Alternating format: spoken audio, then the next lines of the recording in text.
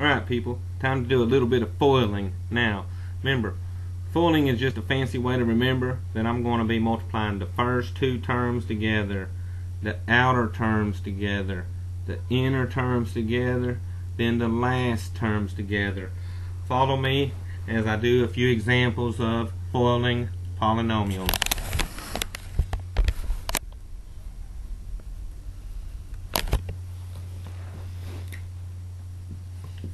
First example, x plus 2 times x minus 3. How do I know I'm multiplying? Because there's nothing in between these parentheses. So, what foiling means, multiply the first two together. X times x is x squared. Next, multiply the x times the negative 3, which gives me a negative 3x.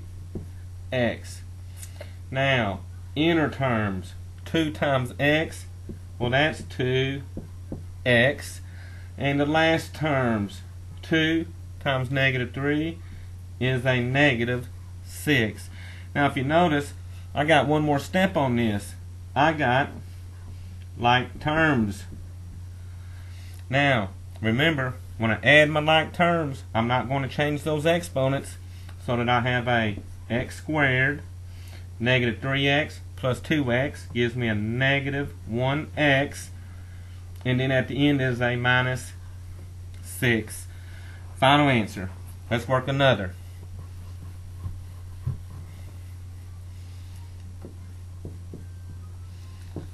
(2x minus 5y times 3x plus 2y). Alright, once again I know I'm multiplying because there's no adding or subtracting in between here. So, let's FOIL.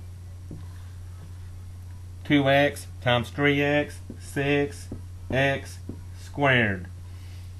2x times 2y is a 4xy.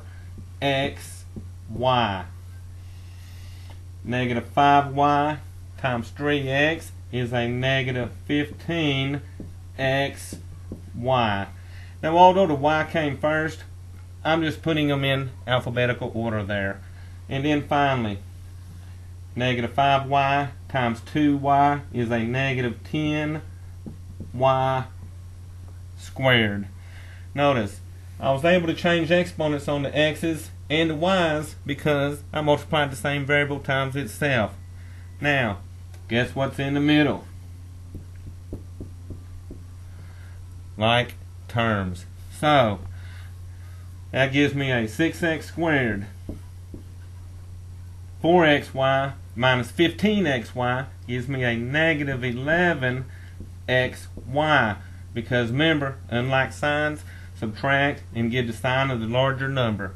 And then finally, my negative 10y squared.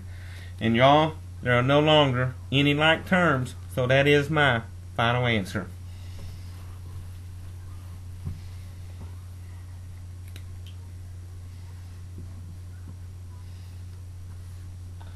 How about x minus 5 squared?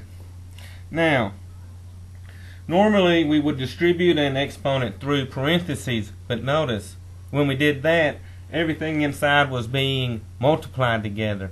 I have something that's being subtracted.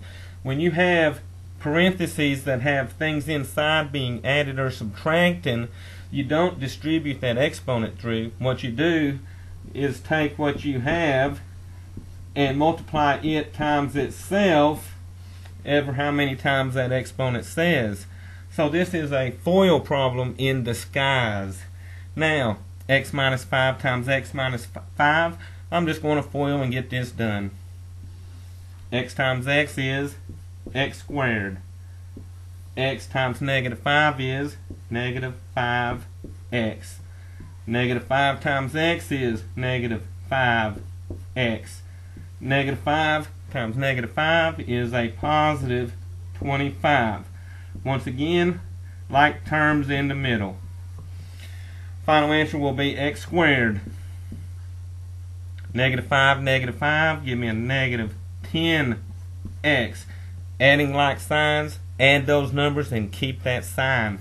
And then at the end is a positive 25.